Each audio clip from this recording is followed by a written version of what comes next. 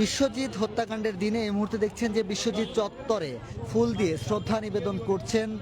বাংলাদেশ জাতীয়তাবাদী ছাত্রদল, জগন্নাথ বিশ্ববিদ্যালয় এবং ঐক্যবদ্ধ নির্ভীক জবিয়ান প্যানেলে যারা নির্বাচন করছেন তারা। দেখছেন যে এই মুহূর্তে ভিক্টোরিয়া পার্ক এলাকার বিশ্বজিৎ চত্বর যেটি রয়েছে সেখানে কিন্তু আসলে ফুলের শ্রদ্ধা নিবেদন করা হয়েছে। মূলত জানিয়ে রাখি যে পুরান ঢাকায়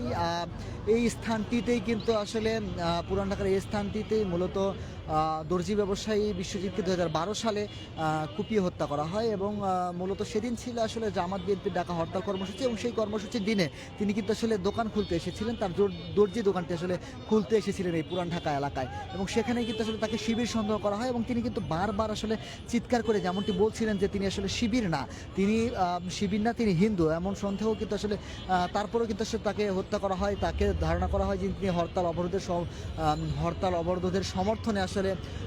এখানে এসেছেন এবং পরবর্তীতে ছাত্রলীগের যারা ছিলেন তারা কিন্তু আসলে তাকে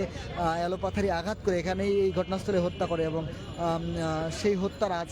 13তম বছর এবং 2012 সালের এই দিনেই কিন্তু হত্যা করা হয়েছিল। এবং এর আগে আমরা যেমনটি দেখেছি জগন্নাথ বিশ্ববিদ্যালয়ের সাধারণ শিক্ষার্থীরা এবং শিক্ষক সমিতির পক্ষ থেকে দেওয়া হচ্ছে শ্রদ্ধা, যে আমরা দেখেছি ইসলামী ছাত্র শিবিরের পক্ষ থেকে করা হয়েছে মানববন্ধন এবং এই মুহূর্তে দেখছেন যে ছাত্র দলের যারা নেতৃবৃন্দ রয়েছে তারা কিন্তু আসলে শ্রদ্ধা নিবেদনে অংশগ্রহণ করেছে।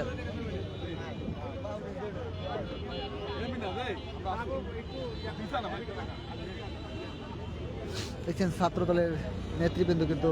এখানে উপস্থিত রয়েছেন, শ্রদ্ধা নিবেদন করছেন।